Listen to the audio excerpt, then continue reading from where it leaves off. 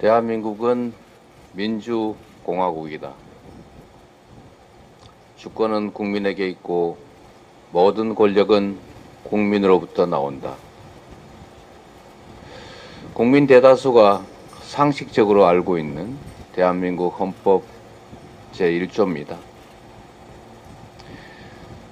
대정부 질문 질의응답 과정에서 명색이 대한민국 국무총리인 분이 헌법 제1조 1항을 모르니 답을 하지 못했습니다.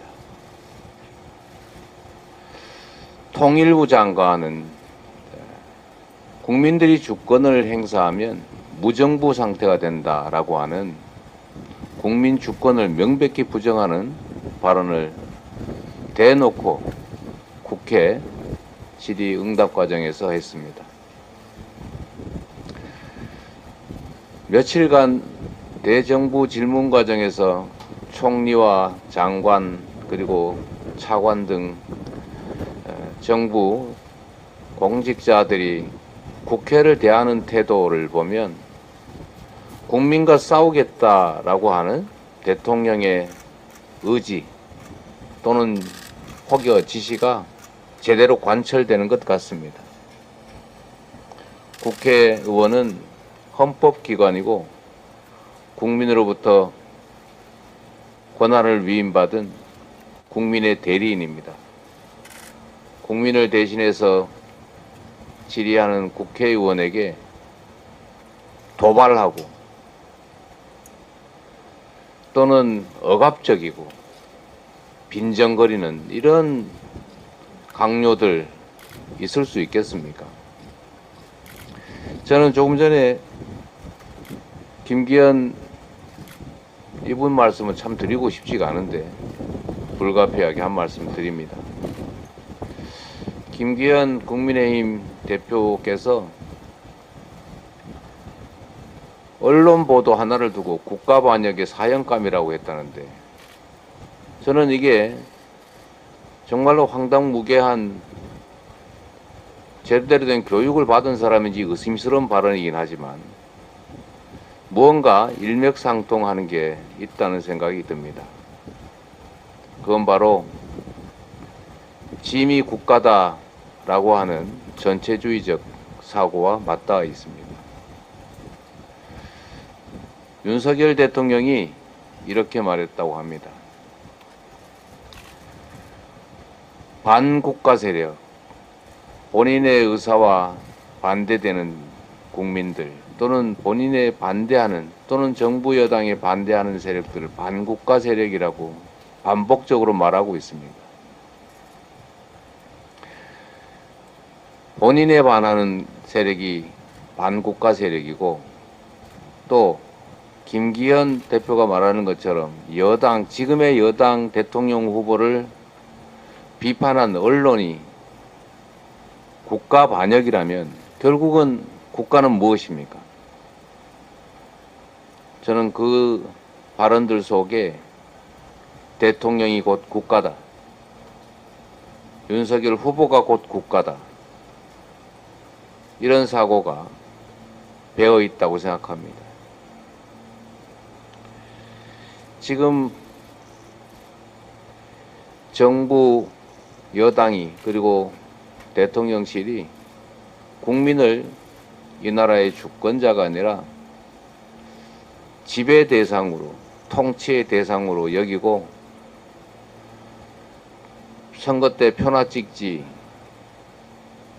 가만히 있어라 경제가 나빠도 인생이 무너져도 한반도의 평화의 위기가 와도 민주주의가 파괴돼도 그저 가만히 있으라 너희들은 지배의 대상일 뿐이니까 이렇게 말하는 것 같습니다.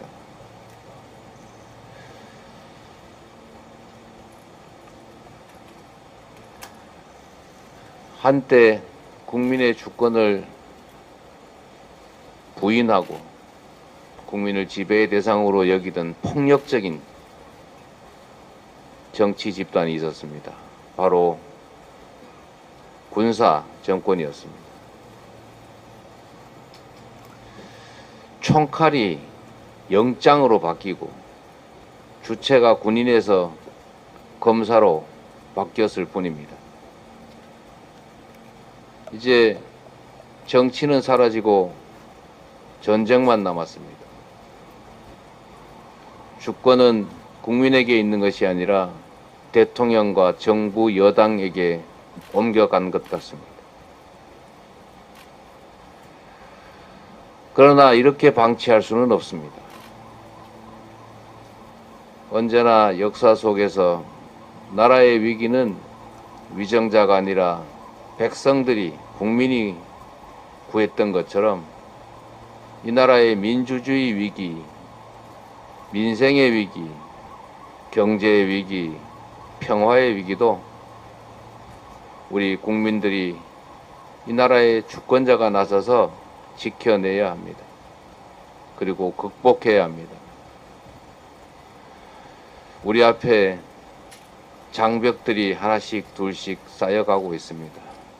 그러나 그 장벽조차도 우리가 넘어야 될 장벽인 것이고 결국 국민의 힘으로 넘을 수 있을 것이라고 확신합니다.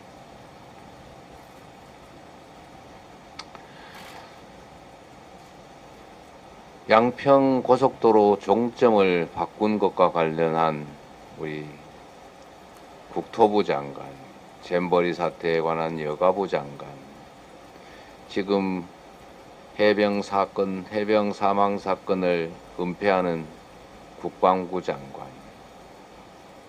국민을 무시하고 국회를 조롱하는 총리, 멀쩡한 장관과 총리가 찾기 쉽지 않습니다. 대통령은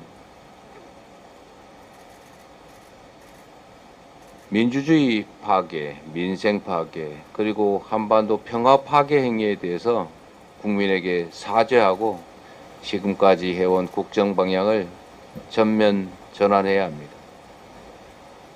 그리고 총리를 포함한 내각이 총사퇴하고 이 사태에 책임을 지면서 새로운 방향을 모색해야 합니다.